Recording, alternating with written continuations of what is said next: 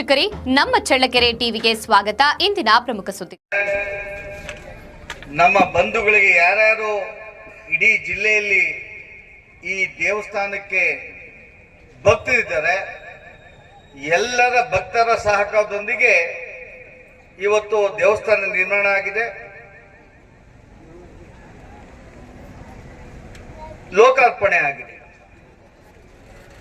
ಅದಕ್ಕೆ ಸಹಕಾರ ಕೊಟ್ಟಂತ ಎಲ್ಲ ಮಹನೀಯರಿಗೆ ವಿಶೇಷವಾಗಿ ನಾನು ಅಭಿನಂದನೆ ಸಲ್ಲಿಸ್ತೇನೆ. ನಾಯಕನಹಟ್ಟಿ ಹೋಬಳಿಯ ಭೀಮನಕೆರೆ ಗ್ರಾಮದಲ್ಲಿ ಶುಕ್ರವಾರದಂದು ಶ್ರೀ ದುರ್ಗಾಂಬಿಕಾ ದೇವಿ ದೇವಸ್ಥಾನ ಕಳಶ ಪ್ರತಿಷ್ಠಾಪನೆ ಹಾಗೂ ಕರಿಕಲ್ಲು ಪ್ರತಿಷ್ಠಾಪನೆ ಮಹೋತ್ಸವ ಕಾರ್ಯಕ್ರಮ ವಿಜೃಂಭಣೆಯಿಂದ ನಡೆಯಿತು. ಕಾರ್ಯಕ್ರಮವನ್ನು ಚಿತ್ರದುರ್ಗದ ಸಂಸದರಾದ ಗೋವಿಂದ ಎಂ ಕಾರಜೋಳ ಉದ್ಘಾಟಿಸಿದರು. ಈ ವೇಳೆ ಮಾತನಾಡಿದ ಅವರು, ಊರಿಗೆ ಒಳಿತಾಗಲಿ ಎನ್ನುವ ದೃಷ್ಟಿಯಿಂದ ಗ್ರಾಮಸ್ಥರೆಲ್ಲರೂ ಒಟ್ಟುಗೂಡಿ ದೇವಸ್ಥಾನ ನಿರ್ಮಾಣ ಮಾಡಿ ಭಕ್ತಿ ಭಾವ ಮೆರೆಯುತ್ತಿರುವುದು ಸಂತಸದಾಯಕ ಎಂದಿದ್ದಾರೆ. ಇದೇ ಸಂದರ್ಭದಲ್ಲಿ ಮಾಜಿ ಸಚಿವ ಎ ನಾರಾಯಣಸ್ವಾಮಿ ಮಾತನಾಡಿ, ಚಾಮುಂಡಿ ದುರ್ಗೆ ಒಂದು ಕ್ಷೇತ್ರಕ್ಕೆ ಮಾತ್ರ ಸೀಮಿತವಾಗಿಲ್ಲ, ದೇಶದ ನಾನಾ ಭಾಗಗಳಲ್ಲಿ ದುರ್ಗೆಯನ್ನ ಆರಾಧನೆ ಮಾಡುತ್ತಾರೆ ಎಂದು ಹೇಳಿದ್ದಾರೆ.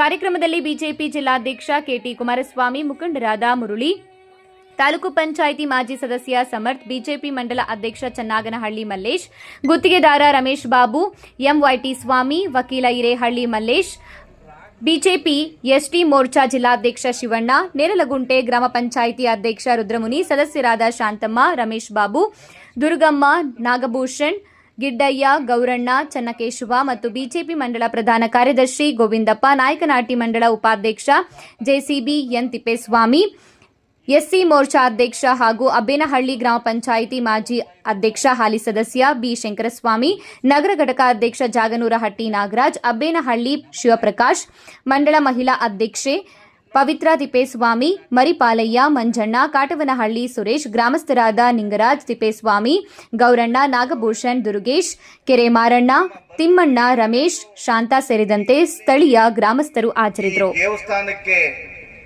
ಭಕ್ತರಿದ್ದಾರೆ, ಎಲ್ಲರ ಭಕ್ತರ ಸಹಕಾರದೊಂದಿಗೆ ಇವತ್ತು ದೇವಸ್ಥಾನ ನಿರ್ಮಾಣ ಆಗಿದೆ, ಲೋಕಾರ್ಪಣೆ ಆಗಿದೆ. ಅದಕ್ಕೆ ಸಹಕಾರ ಕೊಟ್ಟಂತ ಎಲ್ಲ ಮಹನೀಯರಿಗೆ ವಿಶೇಷವಾಗಿ ನಾನು ಅಭಿನಂದನೆ ಸಲ್ಲಿಸ್ತೇನೆ. ಚಾಮುಂಡೇಶ್ವರಿ ದುರ್ಗೆ ಒಂದು ಕ್ಷೇತ್ರಕ್ಕೆ ಸೀಮಿತ ಆಗಲಿಲ್ಲ,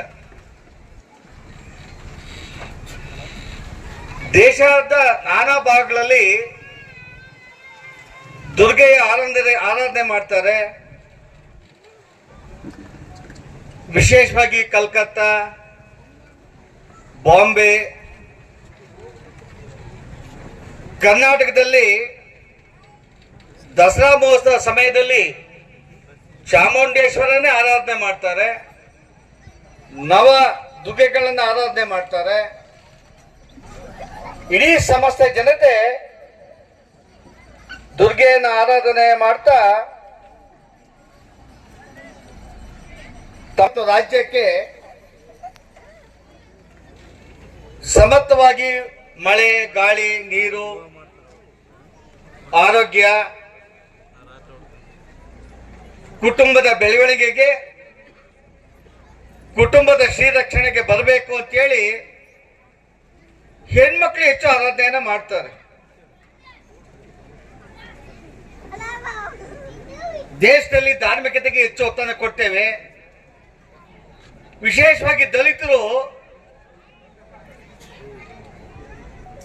ಊರಿನ ದೇವತೆಗೆ ಆರಾಧನೆಗಳನ್ನ ಹೆಚ್ಚು ಮಾಡ್ತಾರೆ. ಅದು ಮಾರಮ್ಮ ಅದೇನೋ ಹೇಳ್ತಾರಲ್ಲ, ಯಾರನ್ನು ಕ್ಷಮಿಸೋದಿಲ್ಲ.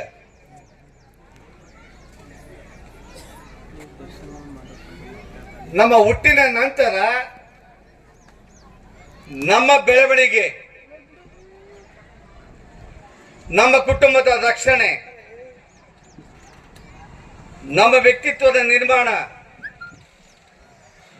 ನಮ್ಮ ಗುರಿ.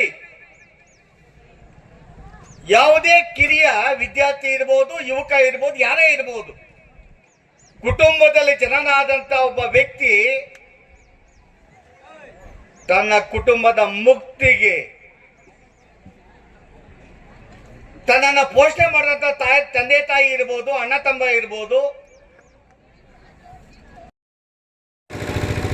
ನಮ್ಮ ಮುಂದಿನ ಗುರಿಯನ್ನು ಹಿಂದೆ ಸಿದ್ದರಾಮಯ್ಯನವರು ಹೇಳಿದ್ರು. ಏನು ಹೇಳಿದ್ರು ಗೊತ್ತಾ? 2018 ಕಾಂಗ್ರೆಸ್ ಸೋತ ಮೇಲೆ ಅವರೇ ಮುಖ್ಯಮಂತ್ರಿ ಇದ್ದರು ರಮೇಶ್ ಬಾಬು ಅವರು.